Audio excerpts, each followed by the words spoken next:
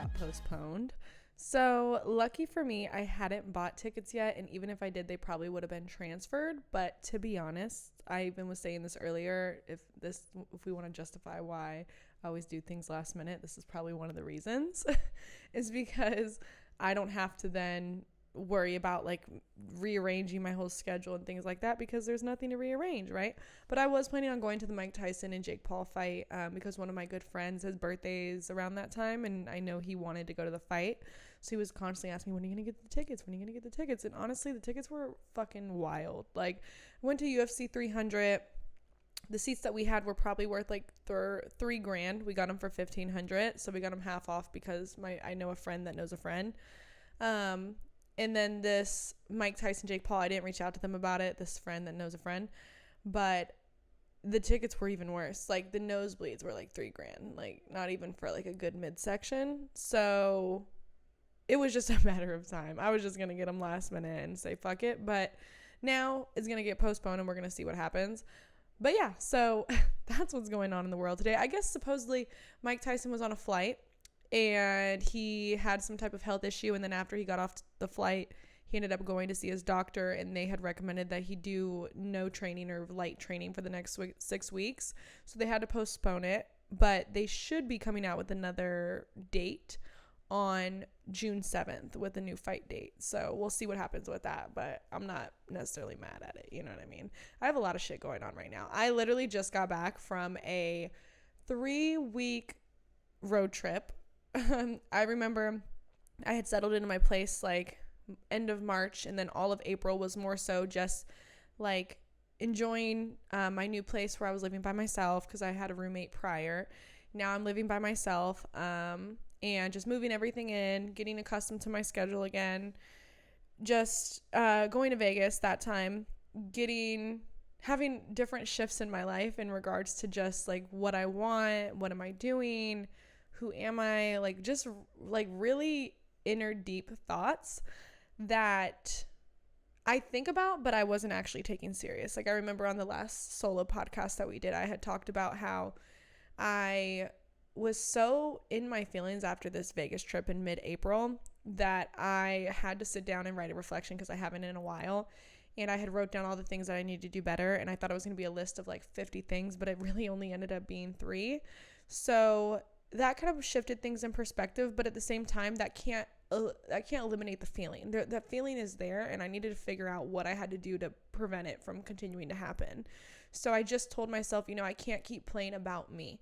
I can't keep taking things day by day and just hoping that everything around me becomes something. And that it's kind of a double-edged sword, because when you do take things day by day, when you stick to your consistent schedule, when you are constantly pursuing your goals, eventually you're going to look around and everything that you've ever wanted is going to be right there. So it's not necessarily like, oh, I don't want to take things day by day anymore. That's not the case. I just know that there were certain habits and certain things that I needed to continue to work on that I was not taking serious. Like, I was allowing my discipline to lack in certain areas, like, for example, going out. And when I was dancing, my form of going out was going to work, right? Like, I would be partying and having fun and drinking and listening to great music and dancing every night. And now my form of and somehow embodying that still is to go out in the city that I live and drink and party and hang out with my friends. And although I don't really do it on weekdays, doing it every weekend, it just continues to be a losing battle. Like, just hungoverness, drunkenness, making bad decisions. I remember one of my good friends, I think it was Alano. He works out of this building, but he had said nothing good happens after midnight, is what he either heard someone say that or he said that. But basically, like, nothing good happens after midnight, especially when drinks are involved. And I definitely agree with that. I think that one things that I did have to really, really do was to eliminate or minimize, like really minimize drinking, because my body can't take it like it used to. It can't allow itself to function consistently the next day. Like, I remember I would go out on like a Friday or a Saturday and I'm like, oh, I have all Sunday to recover. But then Monday comes around and I'm all over the place because I hadn't prepared on Sunday, which I should have. and I get less done. Like there's certain things that take up a lot of my time in my business that I push off to the weekend, because the weekend allows me more time where I don't have as many calls and meetings to get things done. And it's like, if I'm throwing that off, like putting that off to go and hang out with my friends and do social activities and drink, I'm saying yes to the things that I can do any day and saying no to the things that I need to do today. So that is probably one of the things that I had to make the biggest shift in. And I remember after Vegas, it was just one of those things where I was like, I'm not drinking. Like, I'm not drinking. I'm not doing this whole fucking rah. I'm not going to keep going out and doing things. So I remember I had made the decision, like, I'm not going to drink. I'm going to put myself first. I'm going to put my goals first. I'm going to make sure, like, again, I can't afford to be hungover. I can't afford to be going out every weekend and just saying no to the things that are important and matter to me. So I remember, obviously I'm still getting invited to stuff. I'm still getting people like telling me to come out and do things. I remember there was one weekend where I did have prior obligations. I had already told these people yes. This was weeks prior, before I made the decision to stop drinking. I was like, okay, I'm still gonna go, because I told them I would. Although I could have canceled, but I was like, let me see how I handle this. Like, let's see if I have fun, like, you know, because I'm not going to be drinking, because drinking enhances the experience, right? Like drinking, being social, and all those things, it all takes a toll, it plays a part. So I actually went out like 3 days in a row. So, and it wasn't like to the point where it was like excessive. It was more like I had done something every day. So for Friday, I went to one of my favorite like places to watch a game, and I watched the Kings game with my friend. Didn't drink. I just ate their wings, which their wings were so fucking good, but didn't drink anything. Ended up going home early. Great. Then the next day, I had made that obligation to go out with my friend. I went out, didn't drink. Great. I went home early. Now I still had fun at all of these places, but it was one of those things where I was like, what am I doing, bro? Like, let me go home, you know? Like, it's more one of those things where you just pop out. Like, if you say you're going to do something, pop out, put in your schedule, and then, you know, go home and, you know, leave early, whatever it is. And that way you're not, you know, hungover. You obviously might be getting home a little late, but it's not nearly as late as it would have been if you would have been drinking or, you know, going out and partying. And I even talked about this in the last podcast, is just the season of no, like saying no to more things, which is what I have been doing. And honestly, not drinking has been amazing. And it's not just amazing in the fact that I'm getting more done and I'm more productive, but it's amazing in the fact that I can somehow hone in on things to be excited about, even though I'm not drinking. So if I do decide, okay, I'm going to go out with friends, or I'm going to go do something, I'm going to look forward to trying like a really cool mocktail or something like that. Like just, and obviously we can all say that placebo, you know, the effect of like thinking that you might have a little bit of a buzz, like can play an effect. But to be honest, like if I know I'm not drinking, I know I'm not drinking, but there's still reasons to get excited. Like, number one, you get to be around the people that you love, that you appreciate. You get to drink a fucking mocktail, and then you don't have to feel bad about it the next day. You know, like I remember I would drink, and then the next day I would just feel like shit. So I don't know. Have you guys ever felt like that, where you literally will go out and you'll rage, and then the next morning you'll be super hungover, and then as the hungoverness starts to wear out, you just start getting in your head and like in your feelings and in this really like sad, depressive mode. And imagine doing that every weekend. Imagine going through that cycle every weekend for a year, every other weekend for a year. Like how much that takes an actual toll, and how hard it is to then kind of kick that habit because you're so used to doing it. And it's like a really toxic cycle. It's like a really toxic relationship, right? And how hard it is to leave those things sometimes. And I remember I had made goals, like even early 2023, over a year ago. I'd said, okay, I'm not going to drink more than 3 drinks whenever I go out.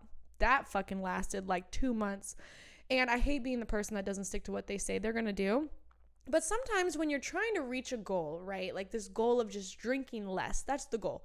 Drinking less, maybe not completely eliminating it, especially if you don't feel as if you have a problem, or if you know that you can balance,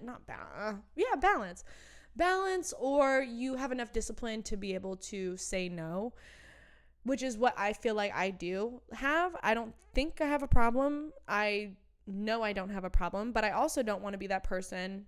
And this is nothing against people that don't drink at all, because I know multiple people that don't drink at all, and they're fucking amazing people. But for me, I never want to I don't ever want to say, I don't want to be that person that's like, I don't drink.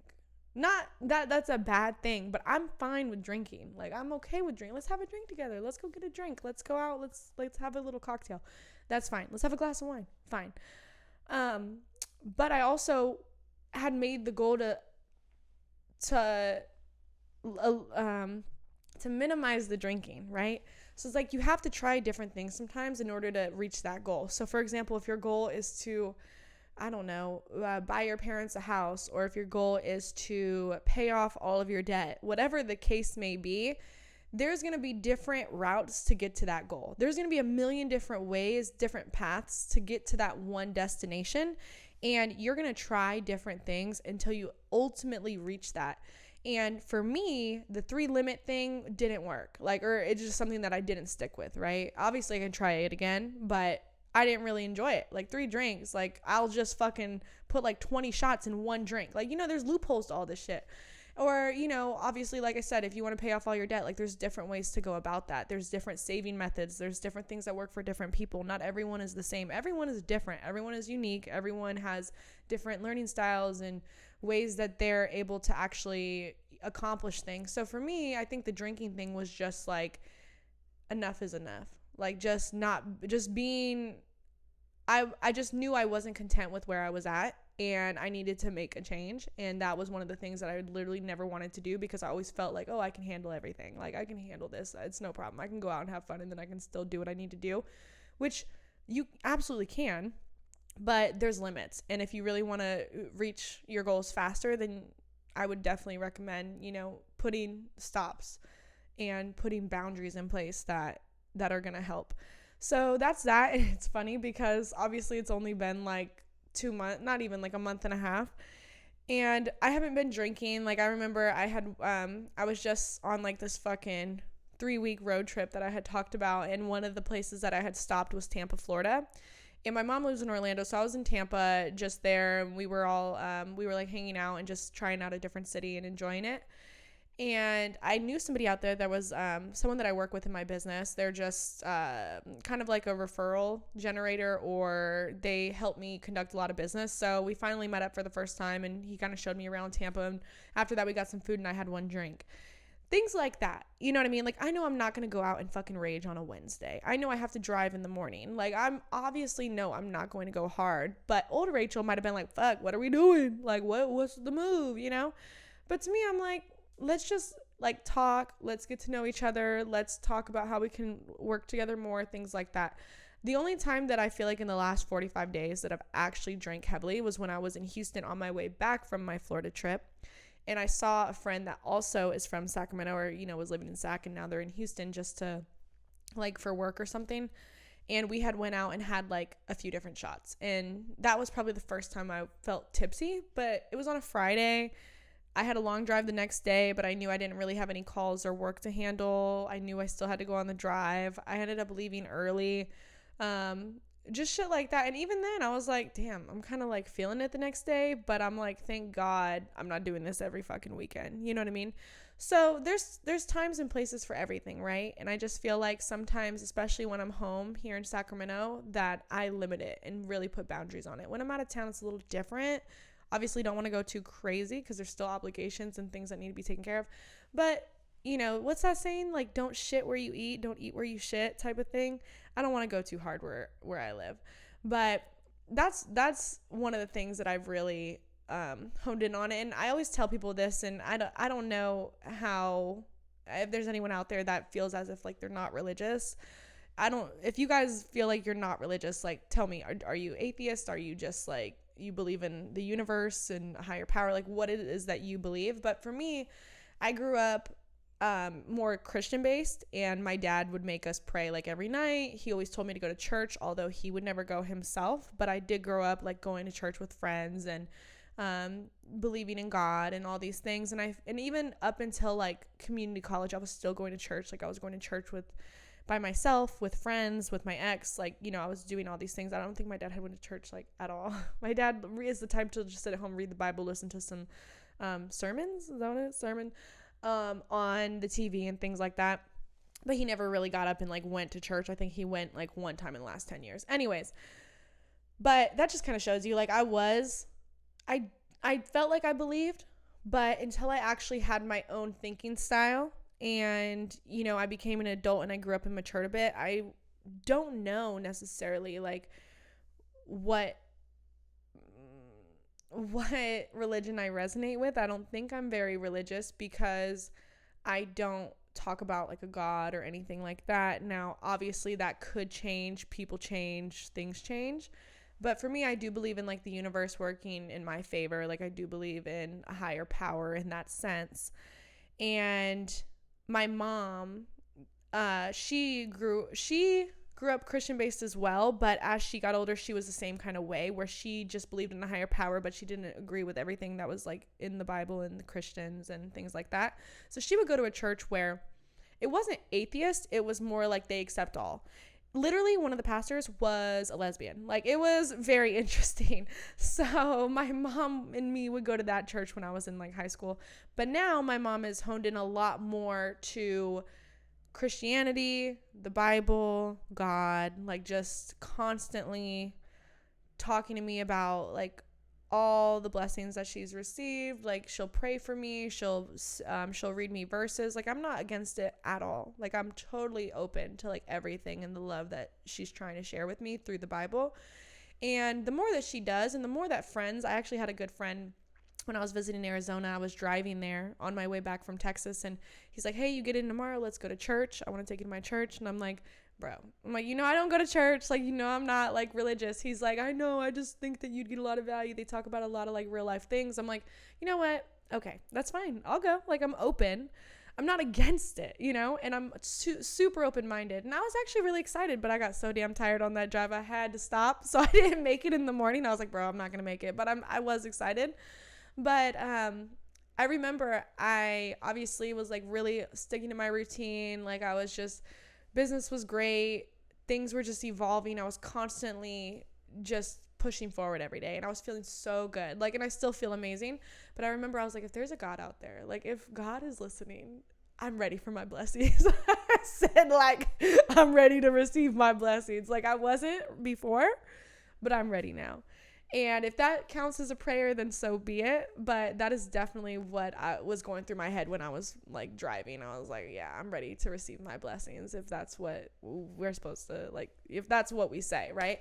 So that is a little bit on like the religious side. Like, again, I don't know what you guys believe. I don't know if anyone has gone from like completely against religion to now like very much so in touch with God and like their beliefs and things like that. But to me, it's really hard to sometimes believe in things you don't see. But again, people do it all the time, right? Like people, it doesn't even have to be religion based, but just hot topics like religion, politics, things like that. If I don't know enough about it, if I don't feel confident in like what I've learned or like my knowledge in that subject, I'm just going to say something along the lines of like, well, I don't really know.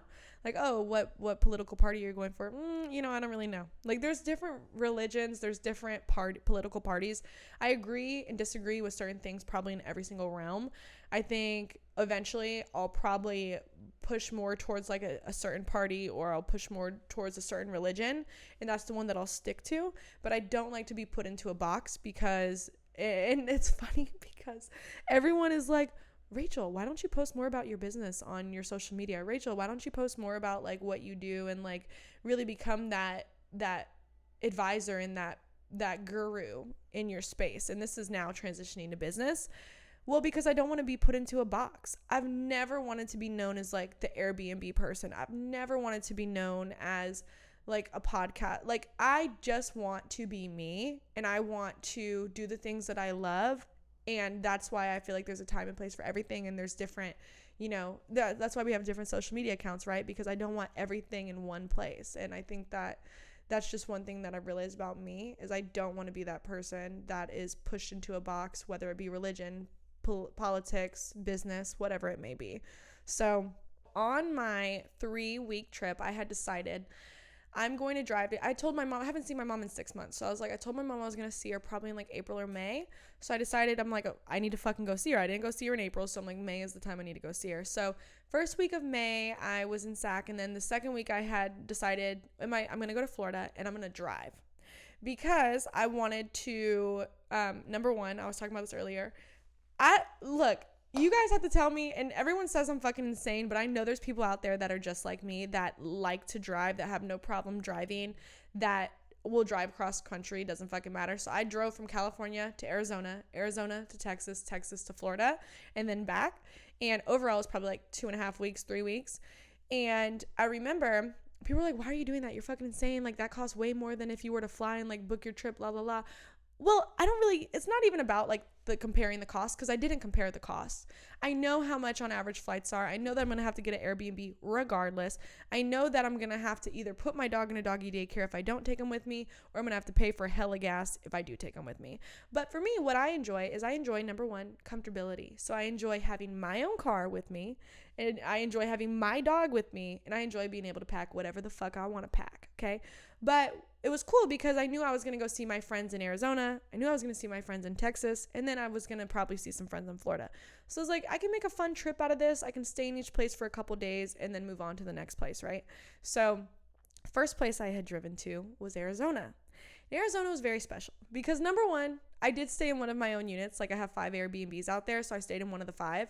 And that was great. Like, I haven't stayed in one of those probably in over a year. So it was good to like go back and like see how it's doing and like how it's looking and things like that. Honestly, they look great. Like, I was a little nervous because I'm like, damn, it's been 2 years, like wear and tear, things like that. But our cleaning team, maintenance, does a phenomenal job. Like, I'm actually super happy with that trip. And overall, it was just, I treated it as if I was really a guest and just experiencing it and like, what could we have done better? Like, what could we have added and things like that. But that wasn't exactly why Arizona was special. And I don't know if this person's ever going to see this. I don't know who's listening to this. I don't fucking know. But the most recent person that I ever, like, that I spoke to, that I had like a situationship, not even a situationship, like, just, I was talking to this person heavily. They now live in Arizona and I haven't seen them. I haven't really had a real conversation with them. I haven't, like, none of that since like 6-7 months ago. So it's been like 6-7 months since we stopped talking. And there's been like a communication here and there, like birthdays, happy birthday, I think like happy Christmas, Merry Christmas, shit like that, right? Like, and there's a couple times I got drunk and I had called them and I was like, they didn't even answer. It's like in the middle of the night. There's like multiple times I had called them, right? And I'm like, why am I calling them, right? I keep saying right. I'm sorry, Izzy. You can cut it out. I kept calling them, and I have this habit of doing that when I'm drunk. Does anybody else drunk call? I know I'm not the only one. Come on, it's fucking common, guys. Like, let's be real. It's now what you do have to be worried about is you're calling this person while you're sober. If you're sober and you're calling this person consistently, that is a problem. You probably still have some feelings. You probably still like, but when you're drunk, the discipline just goes out the fucking window. I don't know what it is. Like, it's just crazy. So I'd call them a couple times when I was drunk, and let me just be very clear here. Like, they were not the only person that I called. So that made me feel a little bit better, to where I'm like, thank God they're not the only person that I'm thinking about, which makes me, it helps me move on, to be honest. Like, it helps me with just moving on and for not forgetting, but just remembering that they're not the only person that I care about. Like, I'll call my ex, like, he's like my best friend though, and I'll call him, be like, what's up, pussy, you know? Or like a guy that I think is cute that gives me the feeling that it's fine if I call him, it's whatever, right? So I'll call like guys that I have crushes on, whatever. Anyway, that's how I shoot my shot. I'll just be drunk and then I'll call him in like 2 a.m. be like, hey. Anyways, so I didn't know if he was going to contact me when I went out there, because obviously I'd posted that I was in Arizona and I hadn't been in the same city with him in like 6-7 months, right? And I was trying to prepare myself. I was like, is he going to contact me? I felt like he was. I actually felt like he was going to hit me up and be like, hey, like, what's up? Do you want to meet up? Do you want to catch up? Blah, blah, blah. But I had told myself, I said, I'm not going to contact him. I was like, I'm not going to contact him. And again, I wasn't drinking anymore. So I was like, I'm not drinking. There's no reason why I'm going to fucking go crazy and call him. I'm not going to contact him. Like, okay, we'll be in the same city. So what? Like, if he doesn't contact me, he doesn't contact me, and I'm not going to contact him. And I was so set on not contacting him and nervous that I might, that I made a bet with one of my guy friends. And I said, bro, if I contact him, what should the bet be? He's like, you owe me $500. I was like, bet.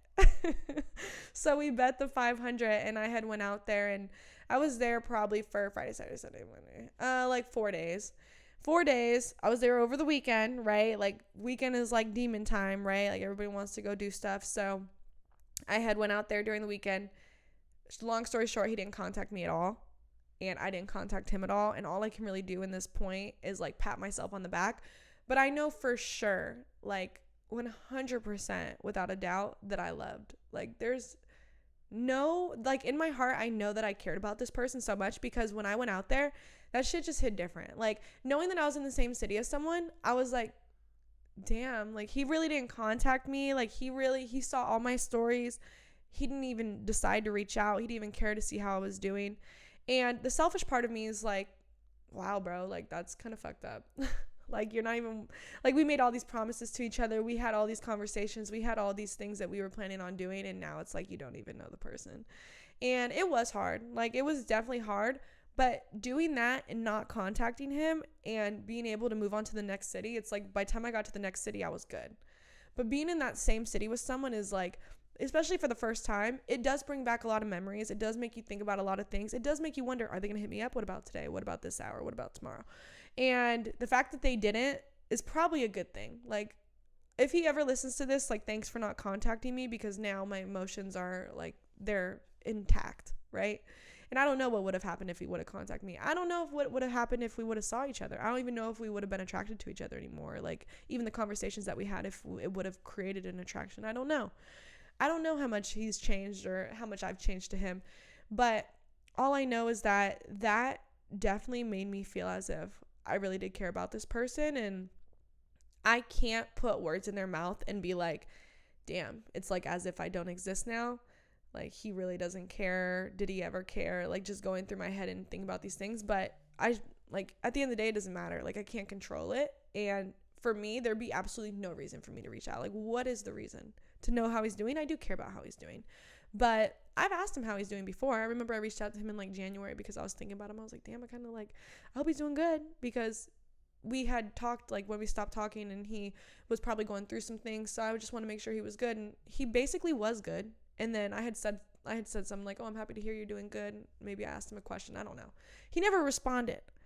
So I'm like, the fuck, bruh? Like, I'm over here being here for you and you don't even respond to me. Like, that's crazy work.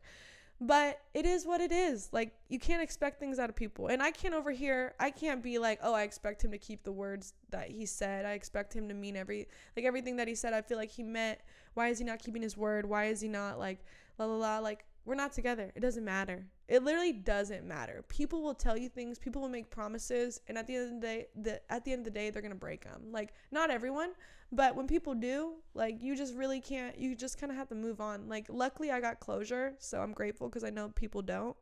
But I had written this reflection. Actually, it's funny because I really was kind of in my feelings. I'm not going to lie. I was like, I labeled it love. Ew, I'm so cringy. Okay, so it was on May 13th at 10:18 p.m. in Scottsdale. Oh my God, this is so sad. This is what I said, because it was my last day, I think, in Scottsdale. It was the 13th. So yeah, I was leaving the next day. I was going to leave the next morning. And I said, I know I loved, because I feel an emptiness and hurt in my heart. Damn, bro, that's so sad.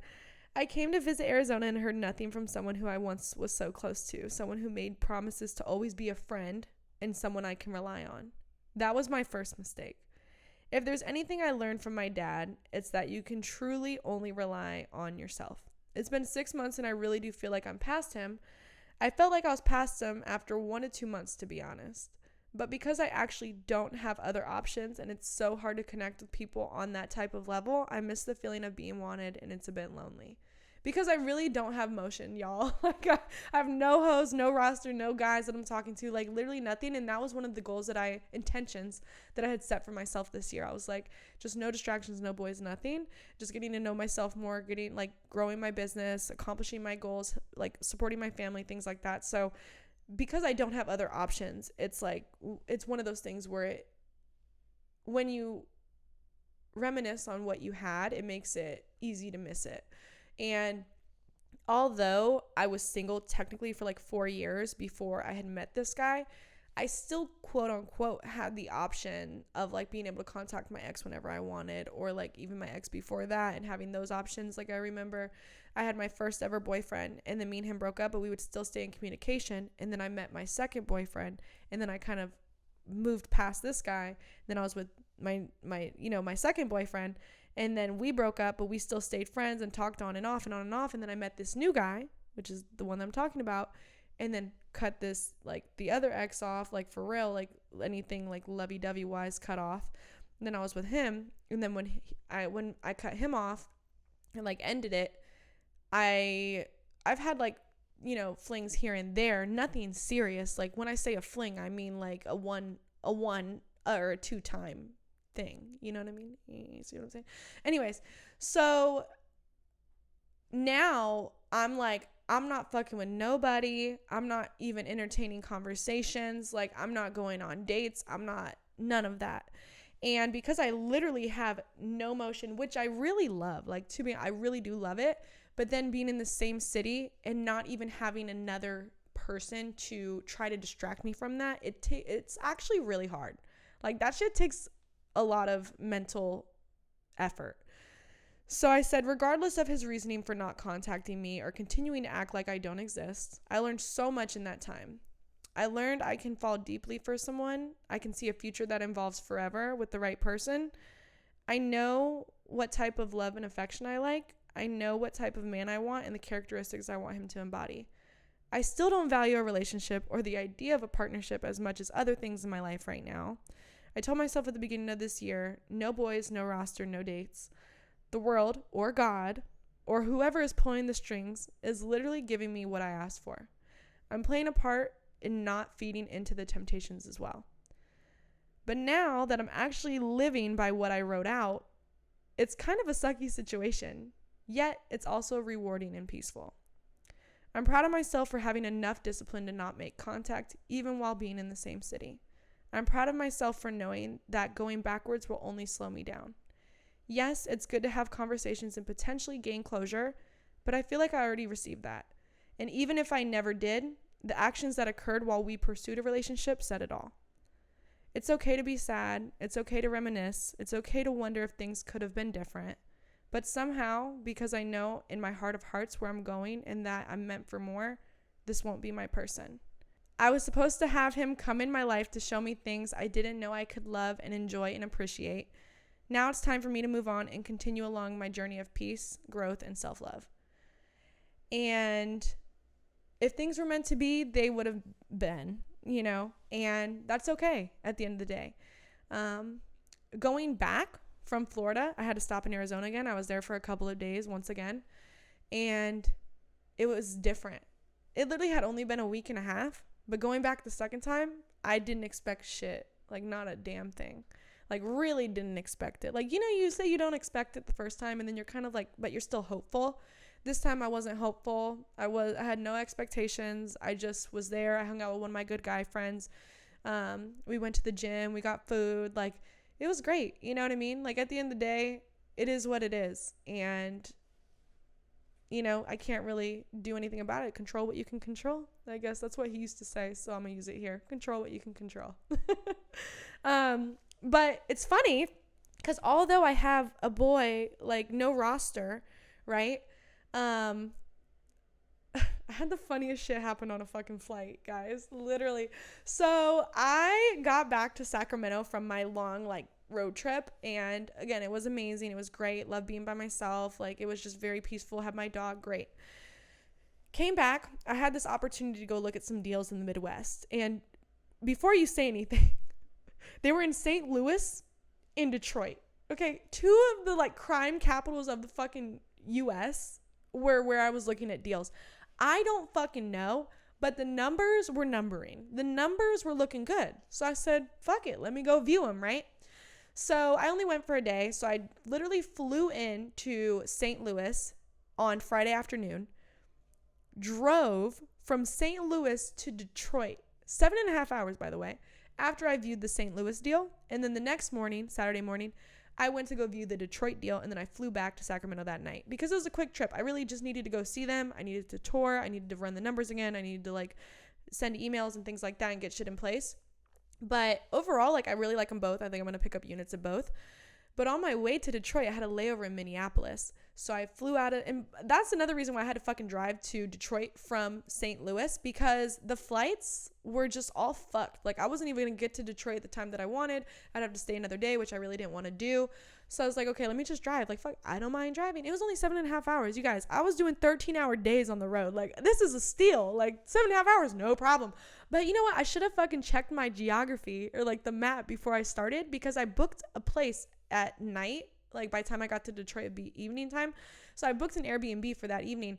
but I should have booked one of my own Airbnbs in Indianapolis because that was the halfway mark. And I could have just slept for a little bit for free and then drove to Detroit in the morning. But, whatever. It is what it is. So it was funny. But I was like, am I in Indianapolis right now? I'm fucking driving through. I'm like, bro, what the fuck? Like, I'm like, damn, I wish I would have mapped it better. Anyways, so on my way to St. Louis, I stop in Minneapolis. I get on the flight. And I'm probably like less than halfway to the back. So I think I'm like row 16 or something. And there's probably like 40 rows. And I'm like, I get towards my row, right? And I put my purse down on my chair. And you know what's funny is I was going to have the fucking middle seat, bro. They were going to give me the middle seat. And I'm about to put down my bag in the middle seat. And the guy's like, oh, I'll sit in the middle. Because his wife was at the window. So I was like, you want to sit in the middle? Perfect. Thank you so much. Like, yay, I'm like super happy. So I get the aisle seat, which is important. So just keep that in mind, okay? So I put my fucking bag down and I have a carry-on, but my carry-on won't fit underneath the seats. So I have to put it in a bin. The flight attendant, a woman, she says, hey, the only bin space that we have is in the back. So I'm like, damn, I'm thinking like, oh, when the plane stops, I have to go all the way to the back, get the thing. Then I got to wait, whatever. It is what it is. So I'm like, oh, okay. So I start walking to the back and then there's this flight attendant, the guy. He starts pointing at the bin that like I'm supposed to put my bag in. And I'm like looking at him, like, oh, he's kind of cute. Like in my head, I'm like, oh, he's kind of cute. Like nice little build. He's tall. Like, ooh, okay. Anyways, so I put my bin up there, but then I see there's this whole empty row, like right next to where the thing is. And I'm like, am I able to sit here? Like there's a whole empty row. He's like, no, I think our flight's full. Like, you're just gonna have to sit where you were. I was like, oh, okay. So, I don't even know why I mentioned that. That really wasn't important, but that was the little words that we exchanged. Okay. That's literally it. So I go and I sit down and at my seat and I'm thinking, oh damn, he is pretty cute. Like I was just in my head, like, but I'm not going to say anything. Like it is what it is. I get my rocks off to literally just seeing an attractive man. I'm like, that will do it for me. I'm not, no roster, no boys, no dates, but I can look, I can fantasize, I can think about things. That's fine. So anyway, so I'm like, oh, he's cute. So I'm like going about my fucking flight, right? I'm chilling. I think I'm reading or something. And then they start the service, like the cart service. And it's the guy. And he stops his car. I shit you not. Stops his cart right in front of me. Right in front of me. I was the first person that he served. Hands me a water. I take the water. I open the water. I drink the water. And then I'm like, oh, I'm good. Like he was going to offer me snacks. He's like, you don't want anything? I said, no, I'm good. He's like, oh, okay. And that was it, right? And he wasn't very friendly, to be honest. Like, he really didn't give me friendly vibes. He gave me more like, not mean, but more like, oh, okay. Like, you don't want it? Okay. Like, I'm like, okay.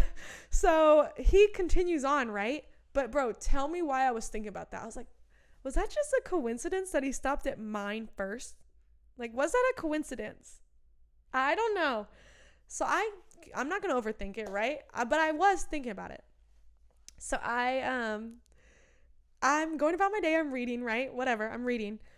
My tray table's down though, because I have my water. So I set my water down. I'm reading. He comes, like, passes me, drops off a cookie with a napkin and a cookie at my tray table.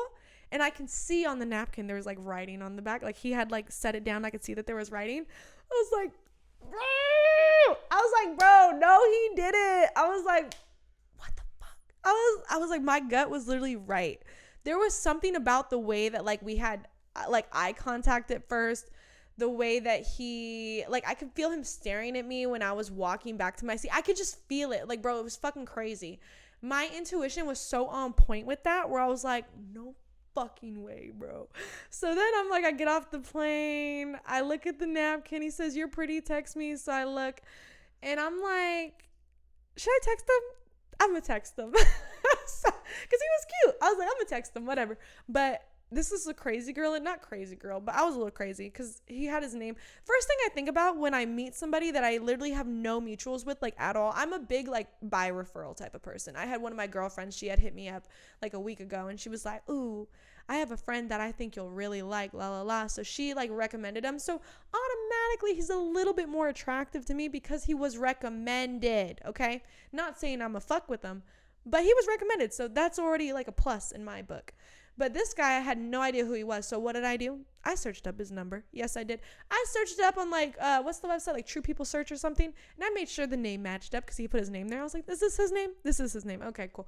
And I could see he was from like this specific city and state. So I was like, let's see if it matches up. So I tried to find him on fucking Instagram first. I was like, let me get a better look at him. I couldn't find him though. So anyways, so I text him. I'm like, you are a bold man. And then, bro, tell me why. Like, this shit gets me so giddy. It's so funny. But it's probably never going to be anything. Anyways. And watch, literally, what if we get married? And I'm like looking back at this podcast like, oh, no, I'm just kidding. We're not going to get married. Okay. But he literally, it was so fucking funny. Because he said, we were talking about where we were from. La, la, la. Okay. He said, I was supposed to start service further than you, but I had to stop and get some eye contact in and look some more. I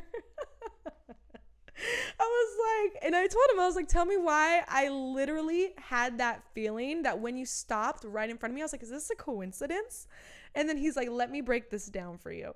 He said, first of all, I'm a Southern gentleman. I would have picked up your bags because I had to like literally pick up my bag and put it in the bin in the back. He's like, but I had just told people that I don't pick up bags for them. And I didn't want to look like a liar.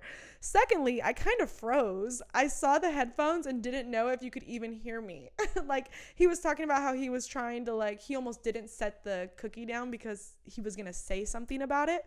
But I was like, no, it's okay, because I literally saw the writing on the napkin, so I knew what type of time you were on. And this man literally wants to come out. He literally wants to fly. Because, again, he's a flight attendant. So he's like, oh, I want to come see you for the day. I'm going to come to Sac, la, la, la. I'm like, bruh, like, this is kind of crazy. Is that kind of like a red flag or is that a green flag? Like, let's figure it out here. Is that a green flag? That's a green flag? Okay. You guys tell me. But it was so hilarious, too, because I tell my mom everything. So I was like, Mom, tell me why this shit just happened today. And one of the things I had said to him, I was like, bro, you're crazy. Or no, I said, you're a bold man. He said, how so? And I was like, how often do you give pretty girls your number on planes? He's like, I've only done it twice. And the jealous, untrustworthy person in me is like, oh, really? You've only been on 2 flights? That's literally what I wanted to say. I wanted to be like, oh, you must have only been a flight attendant for a month now. Like, type of shit like that. And I was telling my mom about like the whole situation. I didn't say that. But I was telling my mom about the situation. She's like, oh, he must have only been a flight attendant for like a month or something. I was like, Mom, you're hella funny, because I was literally thinking the same thing. But I didn't want to come off like a fucking jealous bitch. Like that soon. Like, damn. But I believe him. He gives me no reason to lie. I guess I'll just believe it until they show otherwise. So, yeah. And it's crazy because I literally and I've always been very trusting of the guys that I've been with. Like, my first 2 real boyfriends, trusted, like I didn't even question their loyalty for a second, and I never had any real reason to. And lately, like with that most recent guy, the Arizona dude, my trust was lost, and it wasn't even that big of a deal. Like, there was something that had happened at the very beginning before we even were really talking heavily. He had like lied about something, and I was like, and I tried to let it go because it was kind of fresh and it wasn't as big of a deal as if we were really like heavily into it. But I could never really get past it. Like, that's one thing about me. And I've also seen that a lot lately too. And they talk about this like just in science and whatnot, or I guess they were talking about it on a podcast. But I believe it was a podcast with a divorce attorney, or it was some type of psychologist. But basically they talk about, okay, and this is an example. If you are going to cheat on your partner, right? And you go and you cheat, and you either do one of 2 things. You decide you're going to take it to the grave. You're never going to tell them. Or you're going to be upfront. You're going to tell them you made a mistake, and you're going to try to move past it and work together to, create a better relationship. Number 1, if you decide to take it to the grave, doesn't matter. Somehow, some way, someday, they are going to find out. Whether you're still together or not, they will never trust you again. Like, they will, maybe a lot of people, you'll notice, of course, people in relationships will cheat and the person will stay with them. But there is something in them, like they're in their mind, in their body, whatever, they will ultimately, if they find out a way that they shouldn't have found out, like from someone else or from the person that you cheated on them with or whatever, they will eventually like find out. And because you didn't come up to them and tell them right away, and your hand wasn't forced to tell them, or or maybe you did have to tell them eventually, but it was because your hand was forced, whatever, they will not trust you. Like there's something where they just will never trust you again to its like full capacity. But if you were to come up to them and you were to tell them straight up, like, this is what I'm doing, like, this is what I did, I made a huge mistake, I'm so sorry, I want to work on this with you, la la la, like, you're the only person I want, la la la. Although the trust will be lost, because you came to them on your own terms and like you did it right away, the chances of them actually sticking with you, moving past it, working together are so much higher. And I think that, and I keep seeing thing after thing after thing about this, and I can't agree more. If you hide things from someone, doesn't matter if it's your partner, your parents, your friends, and it's something that, has to do with them, and you are forced to tell them later, or someone else tells them on your behalf, or they find out in some way, you will ultimately lose their trust.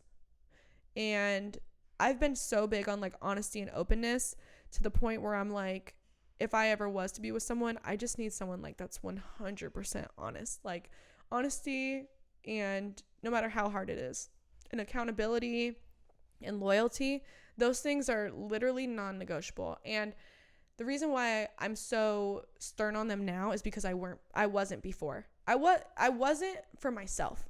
I was like, oh, I can tell this little lie. Oh, this isn't cheating. Oh, like, I don't think we're even going to be together, so what's the point? Like, shit like that, like just so unintentional. So I know that if I ever was to be intentional about a relationship, if I ever was to take these things serious, if I ever was ready to really be in a relationship, those are the things that I would value highly, which I think everyone should, but I think not enough people do. They all say they do. Everyone says they're loyal. Everyone says they care about loyalty. Everyone says they don't cheat, they don't lie, they don't steal. They don't do any of those things until they're put in a position where they're tempted to, right? So it's like, how much do you actually value those things? How much do you actually embody those characteristics? And although, like I said, I'm not looking for anything and I'm not serious about anyone or like talking to anyone, I just know that I need to be ready. Like if that time ever does come, that I know what I want and I know what I'm willing to stand for and what I'm not willing to. Because if someone was ever to do something where they break my trust, it's automatic X. Like you're done. Because even if I wanted to work past it with you, which I probably will want to, because I know I'm not going to be able to trust you, it's pointless at that point. I'm like, bro, let me just end it now. Like that's what I should have done when I saw this red flag with that person, is I should have just X'd it out. Because even though it was fresh, the things that they had told me and the actions that had occurred that made me lose their trust said differently, said otherwise. But that was a mistake that I made that I had to learn from. And that's why it hurts so much more later on, opposed to just ripping off the Band-Aid early and having that discipline. But now I know better. And that's one of the things that I can be thankful for and why they came into my life, because it taught me that. It taught me a bunch of other things too, but that was one of the important things. So that's my rant on that. So if we're talking about takeaways for this month, I was literally right before we even hopped in the podcast, probably like a couple hours before, I was writing down, because it's like the beginning of the month, I was writing down like my goal, like what goals I had for last month, what goals I have for this month, and like what I'm working towards. And a lot was accomplished in May, believe it or not. Like I put an offer in on a property that I'm trying to purchase in Vegas for Airbnb, and it got approved. And then I obviously went and I looked at some deals. Like there are goals, and before May even hit, I was like, damn, we're already like 4 months in, 5 months in to the year. What the fuck is going on? And that's another reason why I was like, I can't keep playing about what I'm doing and who I am and what I'm working towards, because we get into this routine and then we start to slack off into the routine, and then eventually the routine doesn't happen. And I just like look back at May and I'm like, I traveled for majority of the month, but yet somehow I stuck to my schedule. And I think that's one of the most important things that I've found for myself, is that no matter where you are, having a few things that keep you grounded is going to continue to propel you forward even on your worst days. So although I was traveling, that doesn't mean I didn't have bad days, right? Like I had good days and I had days that weren't so great. But I stuck to my schedule, even when I was traveling, like choosing easy things, like whether that be to work out like 4 times a week, or read every other day. Like things that are easy, but yet easy to do, but easy not to do. And knowing that you stick to that schedule and you follow that regimen, that's definitely going to kind of keep you grounded. And I think everyone should have something like that. Like no matter where you are, no matter who you're with, no matter what you're doing, you have certain things to keep you in line. And I think that was what I would take away from May, is just I was able to travel for 3 weeks and still stick to my schedule, and that kept me balanced and it kept me in line and it kept me going forward to accomplish my goals. And now going into June, it's just a matter of like closing these deals, continuing along this journey, sticking to my disciplines, because again, I started all these things. I had a schedule all like forever, right? Like things that I would stick to. But April, I really made a change to stop entertaining conversations with men, stop drinking as much, stop pushing things off. And doing that, it's like all of May was just like a compound effect. I can't wait to see what June holds, honestly. So going into June, it's just a matter of like finalizing these deals, really getting that shit done, and just watching all the blessings come into fruition. So that's what I would say. Have a great June. You guys tell me how your June's about to be. Everyone drop a comment. Give me at least one thing. It doesn't even have to be a goal. It could literally be like, what do you stick to, like non-negotiable no matter what? Like no matter what week it is, doesn't matter if you're traveling or not, doesn't matter what you're doing, doesn't matter how you feel. What do you make it a absolute like requirement to stick to in your schedule, in your daily life, or in your weekly life? Drop that below, and I'll see you guys on the next one. Calm down before you stress up the groove. The energy a little different when the blessings accrue. Hey, who you talking to? Just know I ain't no regular fool. Could be anything in the world, but I can never be you, because I stand tall like I'm on my tiptoes. Baby, you think a little too small. I got big